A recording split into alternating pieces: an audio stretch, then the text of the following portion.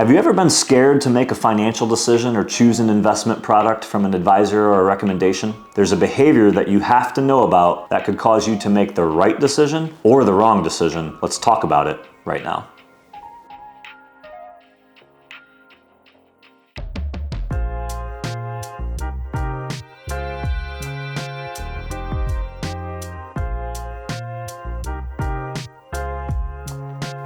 Hey, welcome back. My name is Jarrett Lang, Vice President of W.A. Smith Financial Group. We are a team of fiduciary financial advisors based out of Ohio, but helping people just like you all over the United States with sound financial planning so that you can have peace of mind with your money and your investments. To schedule a retirement tune-up financial review with one of our team members, just click on the link in the description right now. In episode 3 today of our ongoing series on just how your behavior impacts your financial decision making for the right or for the wrong, we're going to talk about a topic known as familiarity bias. What is it? How does it affect your money? And what should you do about it? Let's jump in. So familiarity bias, what is it? This is when investors tend to choose an investment in something that they know, that they're familiar with, over something that they don't know a lot about, or that they're not as familiar with because it's just more comfortable. Translation, you will invest your money in things that you are familiar with, whether those be other financial products you have experience with or investments that you've held in the past. Could be company stock, you're very familiar with your company and how they operate in the stock. Could be that sector, automotive industry a lot. This is where it happens. If you have a lot of stock in the automotive industry because you've worked in the automotive industry your whole life, then there's familiarity bias for you. So how does this affect people? Well, here's one example, and I see this all the time, specifically with my father-in-law and his generation, not so much maybe with my generation, but the GPS in your car or on your phone is a wonderful thing. And all of us have destinations in our hometowns. We do not need a GPS to get to. You know exactly which roads to take, the fastest, most direct route to the place that you're going. And it's like clockwork. You don't have to put the destination into your GPS, you get in, you go. Well, with today's technology, even though I'm familiar with my route to one of our offices here in Ohio, I still plug that route into my phone, which is an iPhone, and the GPS every single time I get into my car. I don't need it. I know which way I'm going, but the unique thing that it allows me to do is determine there are two alternative routes that I could take to get to the same destination. One usually takes about 5 minutes longer than the direct route, and the other one usually takes about 10 minutes longer. Now, the GPS will show me if there's traffic, if there's buildup, if there are wrecks, and it'll tell me which route is the fastest. Do you think my father-in-law uses this? Do you think that other people are afraid to use the GPS when it's available to them? Of course they are, because they're familiar with the route. I don't need a GPS to tell me which way to go and which the fastest route is. That's ludicrous, right? That's a human example of familiarity bias. Why wouldn't you take one extra step, plug that destination into your GPS that records all the traffic patterns and the time extra that it'll take you to get to your destination? Seems like a simple idea, right? How does it affect you when it comes to your money? Here's an example for you. I met a client back in 2016 who had researched our firm and scheduled a retirement tune-up financial review with us so that he could come in and talk about what he needed to do with his money and his investments. Did he have enough for retirement? Was he gonna be okay? And let's build a financial plan. So pretty typical type of meeting. That's the type of client that reaches out to us more times than not. At the time, he worked for GE, large company. Most of you, if not all of you, have heard of them.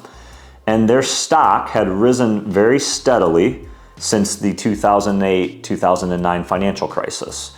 For a number of years, the stock had been rising. At the time when we met, his stock shares were valued at about $190 a share for GE. So he was really happy with GE. He liked GE a lot, and he was extremely confident and familiar with GE as a company. He had been executive there for multiple years. He had privilege to information that most other rank and file employees didn't have. He was a white collar worker there, and he had a ton of GE stock in his portfolio. 80% of his 401k, which was well over $1 million, was invested directly in GE stock. He also had GE stock outside of his retirement plan, stock options, personal shares that he had bought, etc. So one of my major concerns that I voiced to him in my analysis was that we needed to deconcentrate him from so much GE stock in his portfolio. At the time, GE stock made up more than 80% of his entire retirement nest egg. Now, that conversation didn't go as well as I thought it would, where he took my advice. He rebutted with, well, why would we sell GE? It's done so well. I know so much about it. I know where this company's going. I know what the plans are for the future. I think it's a bad mistake. What if we miss out on further gains? GE seems unstoppable right now. The company's in a good position. Well, fast forward a little bit. He did not take my advice. And in 2017, early in the year, GE announced that they were going to cut 12,000 jobs. Throughout the course of the next year, GE stock fell over 45%. They announced later, beyond that they were going to do a multiple restructure on their infrastructure, and GE as a company, as well as their stock price, has not ever been the same since. Unfortunately, this client lost over half of his retirement nest egg 2 years before he was scheduled to retire. Unfortunately, again for him, he now had to work an additional 5 years beyond that scheduled or hopeful retirement date so that he could pull off the lifestyle that him and his wife and his family wanted to live in retirement. Familiarity bias at its finest. A lot of examples that we could cover. Company stock in the 401k. Only ever using one type of investment because it's what you're familiar with. I see that a lot with 401k owners. If you have a 401k and all of your retirement nest egg is largely saved in that 401k, 401ks largely use mutual funds.